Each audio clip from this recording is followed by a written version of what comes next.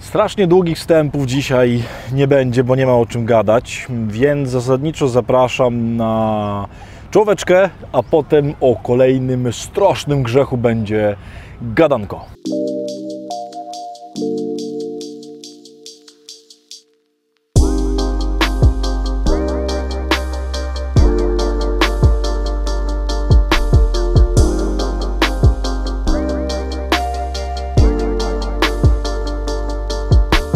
Dobry wieczór, szczęść Boże, dzień dobry. Kochani, witajcie bardzo serdecznie w kolejny niedzielny wieczór w Wielkim Poście, gdzie będziemy się zajmować kolejnym grzechem głównym, straszliwym, okropnym, ważnym i tak dalej.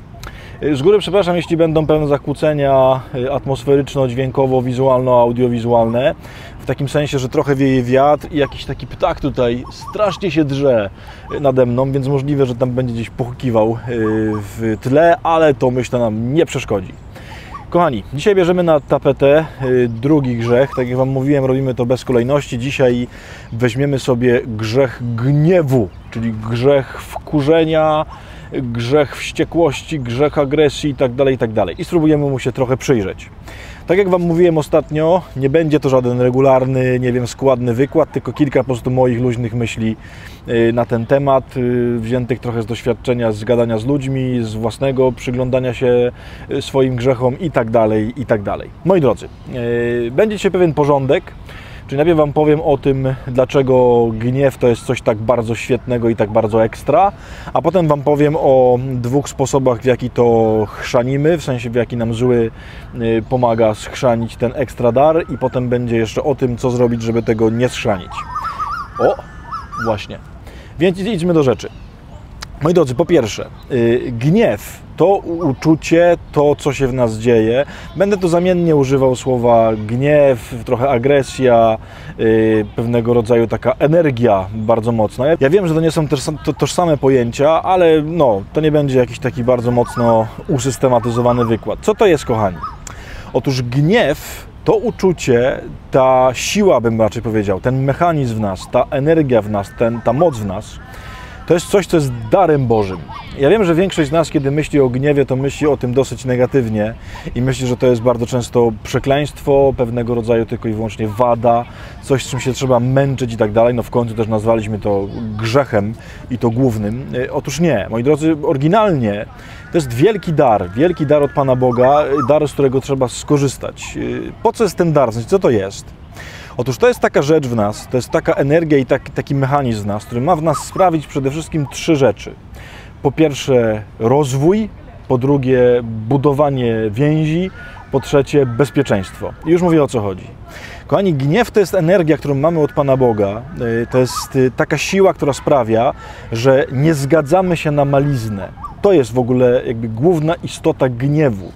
Gniew to jest po prostu niezgoda na to, co jest w nas, albo na to, co jest wokół nas, dlatego że nasze serce gdzieś tam głęboko doskonale wie, że powinno być lepiej, dobrzej, święciej, wyżej, doskonalej i tak dalej. I stąd się w nas wziął gniew, w sensie to jest Boży dar. To jest Boży dar, który nam nie pozwala jakby zgodzić się na maliznę. Jakoś tak to się dobrze składa, że to bardzo pasuje do tego dzisiejszego też kazania, które Wam mówiłem rano w CNN, bo to jest właśnie niezgoda na to, żeby z nami było kiepsko, żeby z nami było mało. Wszelka ludzka kreatywność, rozwój, wszelkie, że tak powiem, takie sięganie wyżyn człowieczeństwa oparte jest właśnie na gniewie, czyli na takiej energii w człowieku, która mówi za mało, to jeszcze nie jest to jeszcze nie jest dobrze.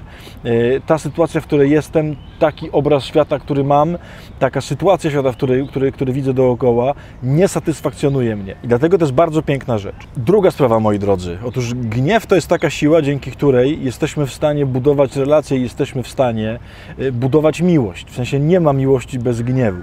Otóż człowiek, i o tym Wam za chwileczkę powiem, kiedy Wam będę mówił o wynaturzeniach gniewu.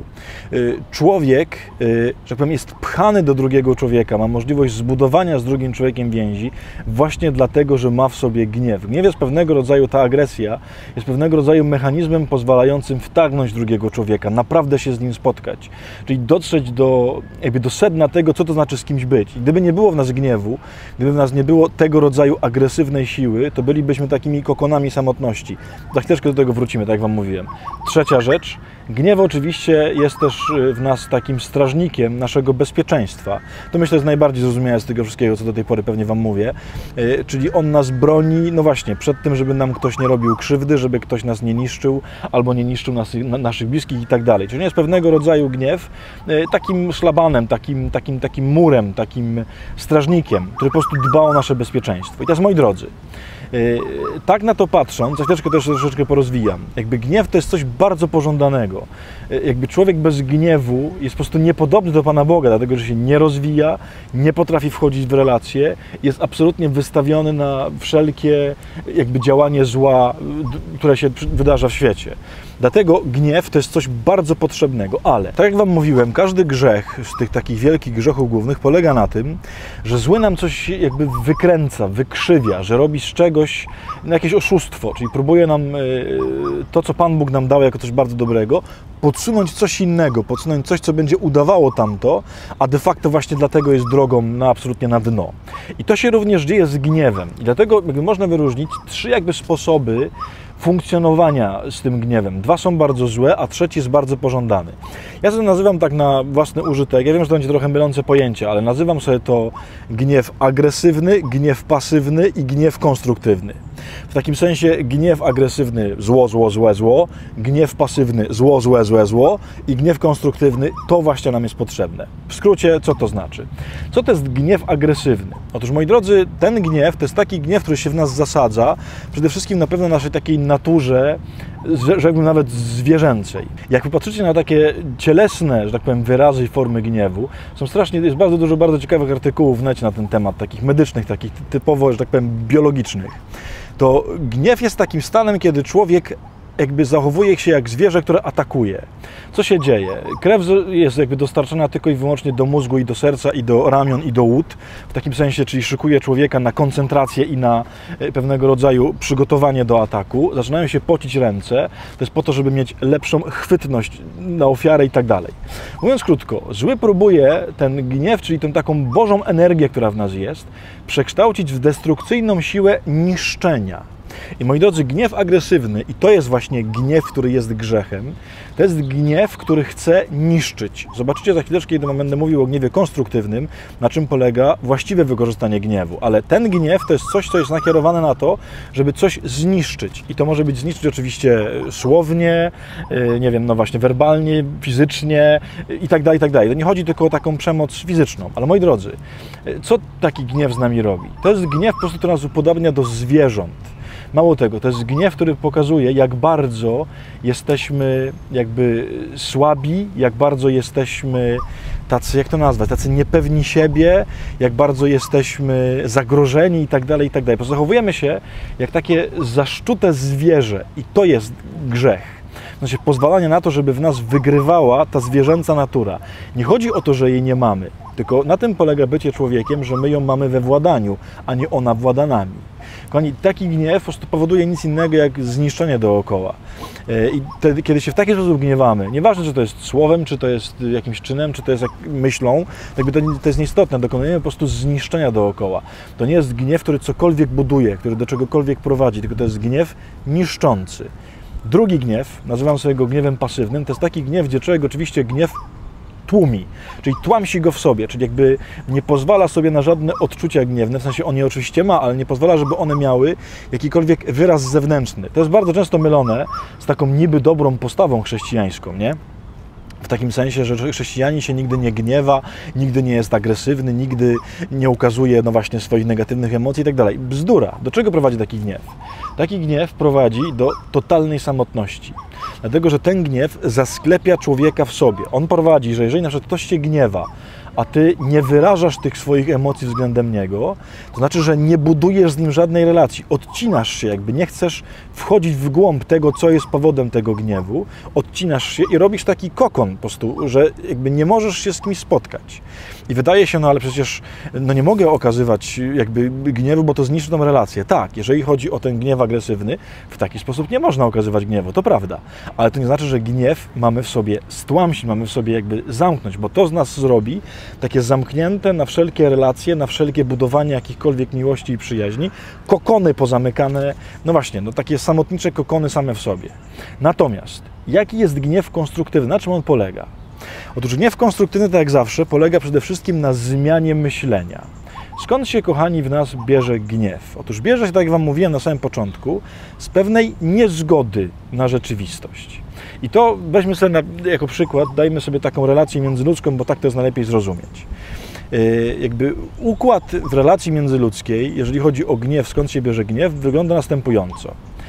Kiedy czujemy się niezrozumieni, kiedy czujemy, że z drugim człowiekiem nie możemy się spotkać, to rodzą się w nas trzy rzeczy. Najpierw się rodzi smutek, w sensie z tego powodu, że nie możemy się dogadać. Potem się rodzi strach, czyli to, że tak będzie zawsze. Próbujemy i próbujemy i próbujemy, a to ciągle się kończy niezrozumieniem i ten strach się przeradza w trzeciej fazie w gniew, czyli w chęć, że tak powiem, zmiany tego. I teraz, moi drodzy, gniew konstruktywny na czym polega? Polega na tym, że schodzimy do tego pierwszego piętra, czyli zadajemy sobie pytanie, dlaczego się gniewam? Czyli musimy przejść od gniewu przez strach do lęku, czyli zadać sobie pytanie, czego się lękam? Mówiąc krótko, o co chodzi w tym niezrozumieniu? Kochani, gniew jest zawsze wskazówką tego, że jakaś nasza potrzeba, nasza, nie wiem, chęć miłości, bezpieczeństwo, przyjęcia, akceptacji jest jakby niezaspokojona i stąd przez długotrwałe trwanie w takim niezaspokojeniu rodzi się gniew. I w związku z tym jakby jedynym sposobem na to, żeby gniew był konstruktywny, nie jest ten pierwszy, czyli po prostu agresja, czyli wyładowuje tą swoją złość na kimś, nie jest tłumienie, czyli trzymanie tego w sobie i niekonfrontowanie, tylko pozbawiając się tych dwóch rzeczy, próbuje dojść z kimś do źródła, dlaczego się gniewam. Mówiąc inaczej, moi drodzy, gniew jest takim drogowskazem, który nam pokazuje, gdzie są miejsca, albo w ogóle pokazuje, może nie tyle, gdzie są, tylko pokazuje nam, że jest jakieś miejsce niezaspokojone. I teraz domaga się to pracy, żeby razem z tym czymś, co nas gniewa, znaleźć to. To oczywiście może być robota tylko wewnętrzna, wtedy, kiedy się gniewamy, mamy stan wkurzenia sami na siebie. I gniew nam pokazuje, ty jesteś w czymś niezaspokojony, ty jesteś, nie realizujesz czegoś, kim powinieneś być. Albo z kimś, kiedy ktoś nas wkurza, to jest właśnie co jest niezaspokojone w tej relacji. Tak może być również z Panem Bogiem. Gniew może również, kiedy się gniewamy na Pana Boga, pokazywać, że coś w naszej relacji z Nim jest nie tak. I konstruktywne podejście do gniewu to nie jest wyładowywanie się nim, to nie jest tłumienie go, tylko potraktowanie go jako świetnego narzędzia do rozpoznawania tego, czego nam brakuje, co jest nie tak. I moi drodzy, tylko taki gniew jest, że tak powiem, rozwojowy i on jest dany nam przez Pana Boga jako cudowne narzędzie, cudowne. Wszystkie te inne rzeczy są po prostu czymś, co nam zły próbuje wykręcić ten Boży dar. I albo nas obraca w totalną, no właśnie, agresję, czyli tak naprawdę bezsilność, bo człowiek agresywny to jest człowiek bezsilny. Moi drodzy, człowiek, który będąc z kimś drugim, kłócąc się z kimś, okazuje mu agresję, a nawet jeżeli mu... Matko... A nawet jeżeli to się przeradza po prostu w totalną przemoc, to znaczy, że ten człowiek jest strasznie bezsilny i bardzo słaby.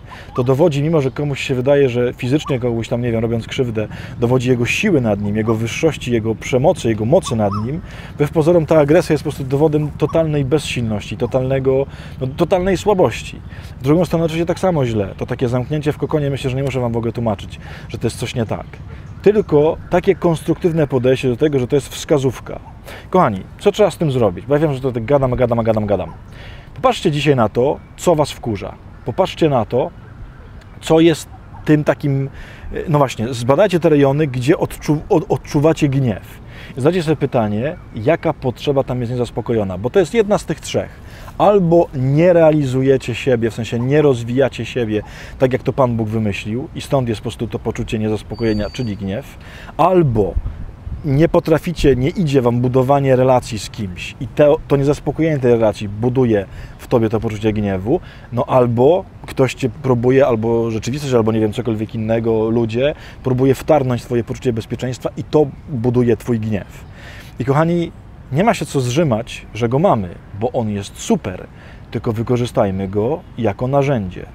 Właśnie takim czymś był gniew Pana Jezusa w świątyni jerozolimskiej. To nie było uczucie, to nie było nagłe, nie wiem, spowodowanie się jakąś tam agresją. Nie. Zobaczcie, Pan Jezus to zrobił bardzo świadomie. Nie tak, że nagle się rzucił na tych ludzi, zaczął wywracać stoły. Nie, napisane, że Jezus kucnął, skręcał sobie bicz, czyli dokładnie myślał, jakby jak ma zareagować na tą sytuację, którą spotkał, która była niedobra. I Jezus zareagował gniewem, bo tak powinien zareagować, bo po to właśnie mamy gniew, żeby odwracać sytuacje niedobre, niezaspokojenia, sytuacje, gdzie nie jesteśmy tacy, jacy powinniśmy być. Po to jest gniew. Pomyślcie o tym. Dla mnie to jest bardzo wyzwalające, bo to mi pomaga się po prostu zmierzyć z gniewami, które są we mnie. Myślę, że u Was będzie dokładnie tak samo.